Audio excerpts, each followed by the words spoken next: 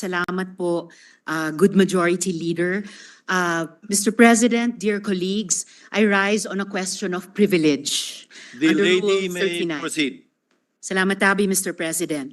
I rise to speak against an assault on the rights, privileges, reputation, conduct, decorum, and dignity of the Senate, as well as the integrity of its proceedings. Last month po, o noong July 13, 2024, naglabas ang Senado through the Senate Committee on Women, Children, Family Relations, and Gender Equality, and approved by the Senate President ng contempt citation and order to arrest laban sa Chinese national na si Guo Huaping, also known as Alice Leal Guo. Nagpapasalamat ako sa Senate President sa maagap na tugon nila para mailabas ang arrest order. At salamat din kina General Angkan na alam ko binuhos ang buong puwersa at lakas para sa operasyon na hanapin si Guo Huaping ng Senate OSAA. But Mr. President, I am now in receipt of information that this person was already in fact out of the country on July 18, 2024 to Kuala Lumpur, Malaysia. Ipapakita ko po ang dokumentong ito bilang patunay na pumasok sa Malaysia si Alice Guo. Siya po ay pumasok ng 12:17, 13 seconds military time ng July 18. Kaya ibig sabihin, umalis siya ng Pilipinas sa gabi ng July 17. Mr. President, hindi po pwedeng ipagkaila na siya ito dahil match na match po ito sa kanyang Philippine passport na ifa-flash ko ngayon. Maraming salamat sa NBI sa impormasyong ito. Patuloy ang pag-track nila kay Alice Guo. Ayon sa aking isa pang source, Mr. President, tumuloy si Alice Guo sa Singapore kung saan nagtagpo-tagpo sila ng kanyang magulang na sina Lin Wenyi at Guo Jianzhong. The couple flew in from China on July 28, 2024. Mistulang reunion sila doon kasama sina Wesley Guo at Cassandra Ong. Mr. President, who allowed this travesty to happen? Sinong may kagagawa nito? Hindi makakaalis si Alice Guo kung walang tumulong sa kanya ng mga opisyales ng pamahalaan para tayong ginisa sa sarili nating mantika. I have always believed that legislative hearings are policy-driven. Kaya nung nag-announce na ng ban ang Pangulo, sabi ko, we have done our jobs. Let law enforcement take the lead. Pero paano kung ang law enforcement mismo ang kailangan imbestigahan? What if they drop the ball? Paano kung sila ang dapat managot? Nangako ang BI sa akin at sa Senate President pro tempore na hindi nila hahayaan si Guo Huaping na makaalis sa Pilipinas. Yun pala, ay wala na talaga siya. Mr. President, kung hindi po natin ito gawan ng paraan as an institution, as a country, parang nagpasampal tayo sa dayuhang ito na paulit-ulit ni sinaula ang ating mga batas, patakaran at proseso. Salamat po, Mr. President. Mr. President, Senator Tulfo is recognized. I'd like to make a manifestation in support of You what may proceed, sir. Senator Rizon de Vera said. Tama yung sinabi niya, dapat gawa natin paraan. A few weeks ago, I did have a hearing sa Committee on Public Services at napuna ko po yung walang processing center. Ang lahat ng mga kababayan natin na umalis papuntang abroad, walang processing center. Pag ikaw ay isang pasahero, gustong pumunta ng abroad sakay ng isang chartered plane, hindi ka nadadaan sa proseso, hindi ka nadadaan sa immigration, diretso-diretso ka na sa gate, sakay ng limousine mo, SUV, and then pagdating sa tarmac, aakyat ka sa aeroplano mo, and then here comes the CIQ, Customs, Immigration, and Quarantine. At kung yun ay kasabwat ni Alice Go, madaling makakalusot dahil walang CCTV na dadaanan. That's why I told people sa Mia, by the end of this year, kapag wala pa rin processing center ang mga chartered plane, ako po yung manggagaliiti, I will really raise hell. This is one example kung bakit ito si Alice Go ay nakalabas. I'm very sure, walang nakalagay kung anong aeroplano, right? Going out. I'm very sure ito ay lumabas through a chartered plane, through a private plane. So all we need to do is tanungin natin kung matitrace siyang kung sino, ano mga private plane ang lumabas o chartered plane ang lumabas that very day from the Philippines. Doon natin matatrack down. At sino yung mga CIQ, Customs Immigration, Quarantine, ang nag-process ng kanilang passport sa loob ng aeroplano. Because ang nangyari ngayon, Mr. President, kahit na sinong Ponce Pilato sakay ng kanyang limousine, nag-charter siya ng plane, diretso na siya sa tarmac, and then aakyat siya sa loob ng aeroplano, bit ang kanyang mga maleta. Ito pa, yung pagkuha ng mga information, pag dumaan tayo sa immigration, yun po ay useless. Yung biometrics, kinukunan tayo ng picture, etc. Useless po yun dahil wala tayong tinatawag na cross-matching. We don't have that capability yet. So ibig sabihin, itong si Alice Go, pwedeng bumalik to ng Pilipinas, mga kapusit na hindi natin alam, sapagkat all she needs to do is, same mukha niya, basta't palitan lang niya yung kanyang pangalan, makakalusot na siya. So this has to be changed. At again, ako'y nanawagan sa mga taga-NAIA, MIA, Immigration, get your act together dahil by the end of this year, gusto ko magkaroon ng processing center ang lahat ng pasahero going in and coming out of the country. Kailangan may processing center na sila ay dadaan sa butas ng karayom tulad ng dinadaanan ng lahat ng mga simpleng pasahero. Maraming salamat, Mr. President. Mr. President, Salamat po, Mr. President. Ako po, kung magtangka pa yang si Guo Huaping bumalik dito sa Pilipinas, siguro naman huhulihin na talaga siya, di po ba? Pero sa ginawa niya pong iyon na niloko tayo sa loob ng isang buwan, yung pala ay nasa labas na. Ewan ko na lang po kung babalik pa yan dito o lalong papalayo sa atin. Salamat po, Mr. President. Mr. President, Senator Poe, what is your pleasure? actually, I would also like to confirm that during some instances in the past, there are private planes that have taken off and there was a conflict between the immigration and the airport security group.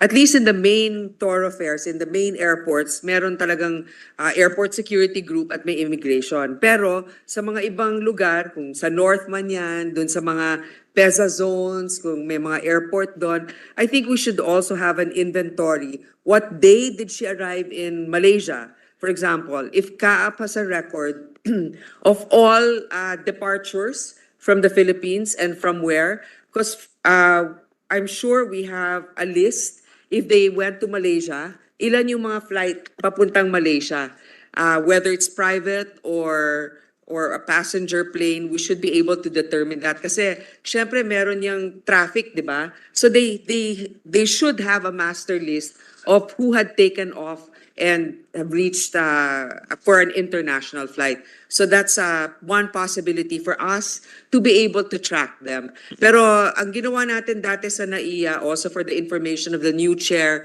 of the Committee on Public Services, lahat ng mga gates may mga CCTV na para yung sa mga, kasi nangyayari dito sa mga private planes, papasok sila dun sa mga side entrance ng airport, hindi alam kung sino mga pasahero dun, kunyari grandia na tinted. Dapat yan ngayon may mga pwede natin imbestigahan kung kinukunan lahat ng mga nakasakay sa loob kasi minsan napupuslit pumapasok sa eroplano, hindi nakikita ng immigration or ng airport security group. So that's all, Mr. President. Thank you. Mr. President. If I may, Mr. President, salamat kay Sen. Grace. And tungkol po dun sa CCTV, mukhang sanay itong si Guo Huaping. Maybe this is not the first time she did this. Dahil kung i-enlarge po natin yung photo dun sa ipinakita kong slide kanina, hindi po na-capture ang image niya dun sa CCTV. So dumaan or idinaan siya sa spots na hindi mahuhuli kahit yung video image niya. So baka may nagturo, tama po si Sen. Grace, baka may nagturo sa kanya at hindi lang dito sa immigration natin, posibleng sa immigration ng iba pang ASEAN countries. Salamat, Mr. President. Mr. President, Senator Lauren Legarda is taking the floor. Senator Legarda is recognized for her manifestation. You may proceed, ma'am. Yes, thank you, Mr. President. May I request that the good sponsor answer some questions for my enlightenment? Mr. President, I wanted to associate myself with the speech of the Deputy Minority Leader.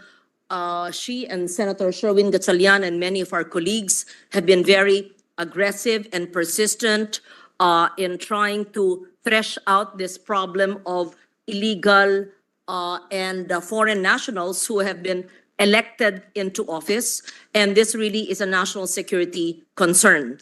Aside from the fact that this Mayor Guo had left the country and supposedly having been assisted by law enforcers or even officials of government because there was already a hold or a ban, but she was able to leave.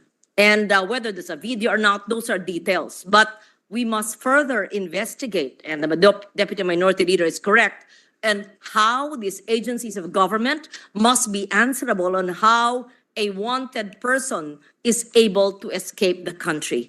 I also would like to bring to the attention that more than 1,200 have been given, according to the PSA, and this has been reported already, have been given birth certificates. Who knows if one of those 1,200 will also run for elective office? A councilor, a barangay captain, a mayor, we don't know. So, dapat isama po sa ating pagpupulong at sa mga hearing yung higit sa 1,200 na inamin na ng PSA na nabigyan niya ng birth certificate. So, having said that, at the proper time, if and when this will be brought to the floor once again, there were just questions I would like to do in support of the manifestation of Senator Ontiveros. Thank you. Mr. President. Senator Gatchalian is recognized.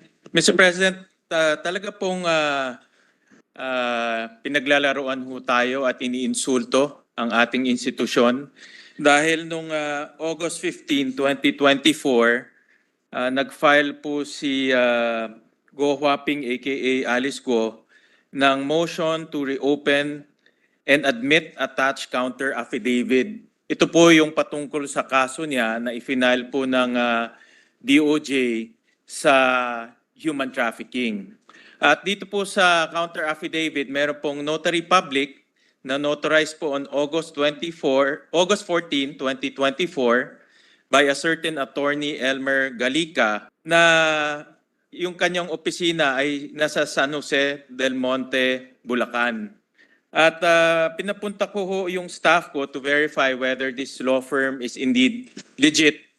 May law firm naman po, may tao naman po sa law firm. Wala ho si attorney Galica doon, pero nakausap po ng staff ho natin sa telepono. At ang sabi ho ni attorney Galica na si Guo Huaping ay pumunta sa kanya personally on August 14, 2024. So, talaga hong may pinagloloko ho tayo dahil parang lumalabas at bumabalik at despite na mayroon pong arrest warrant ay hindi ho ito pinapansin at imbes lumalabas at bumabalik po sa ating bansa kung totoo po na meron ho siyang personal appearance dito po kay Attorney Galica. So, dapat ho maimbitahan rin po to si Attorney Galica sa next hearing po ni Senator Rizzo Hontiveros para marinig ho sa kanya mismo kung talaga bang merong personal appearance. Dahil ho, sabi niya, base po sa interview ng ating staff, na meron pong personal appearance po sa kanya. Mr. President, let me correct myself. It's Attorney Elmer Galicia. Attorney Elmer Galicia na ang office po ay sa San Jose del Monte, Bulacan. So kaya ho, Mr. President, talaga pong pinaglalaroan po yung ating institusyon at itong taong to, itong abogadong to ay dapat po maimbitahan para malaman ho natin ang katotohanan. Either siya ho'y nagsisinungaling at wala pong personal appearance o talagang balik-labas po ng ating bansa na lumalampas po sa Bureau of Immigration dahil hindi naman po makakalabas at makakabalik po ng ating bansa kung hindi po tinatatakan po yung kanyang pasaporte. So maraming salamat sa Senator Risa for bringing this out and maraming salamat po at napag-usapan po natin po. Noted.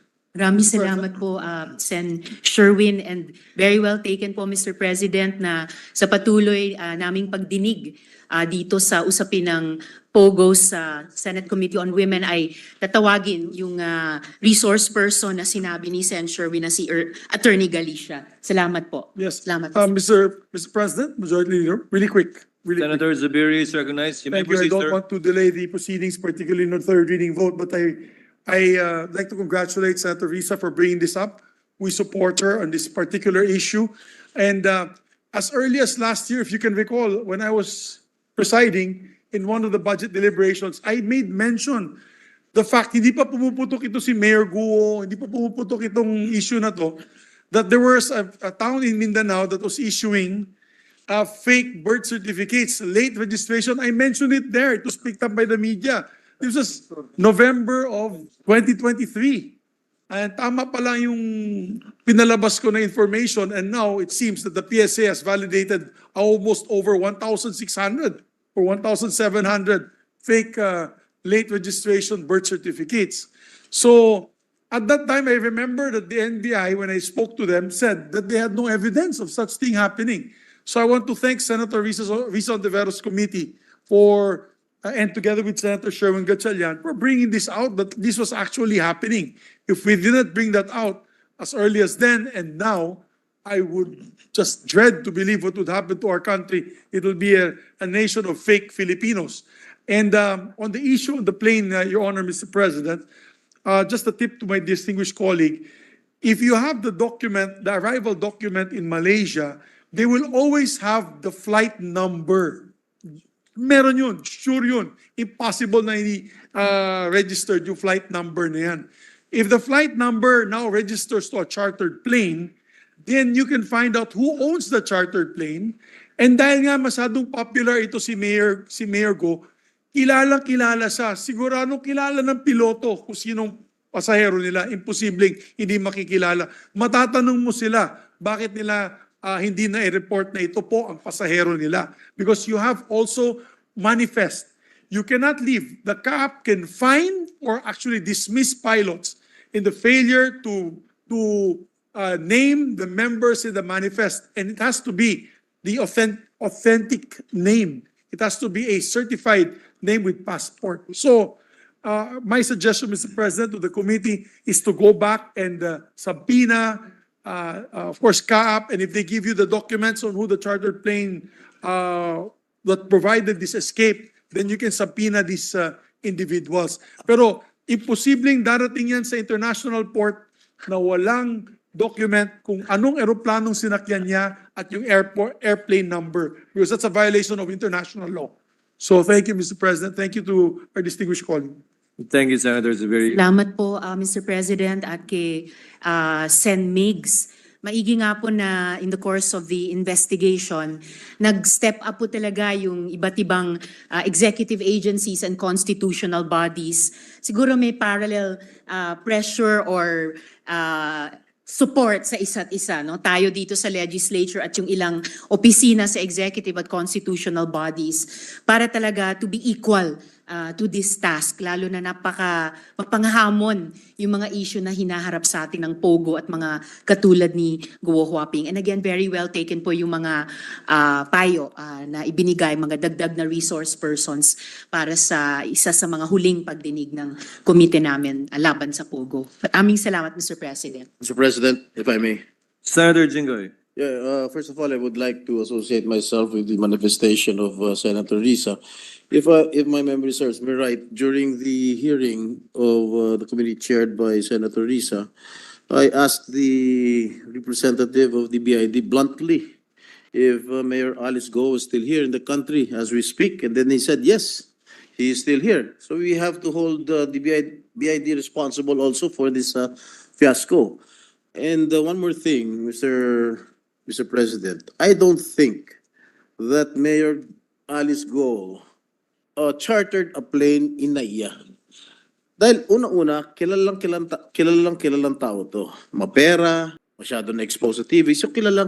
So I don't think nag-charter itong si Mayor Alice Go sa NAIA. Siguro nag-charter ng plane yan sa ibang maliliit na airport kung saan tahimik ang mga tao ron. Like for example, sa may maliit na Katarman, halimbawa.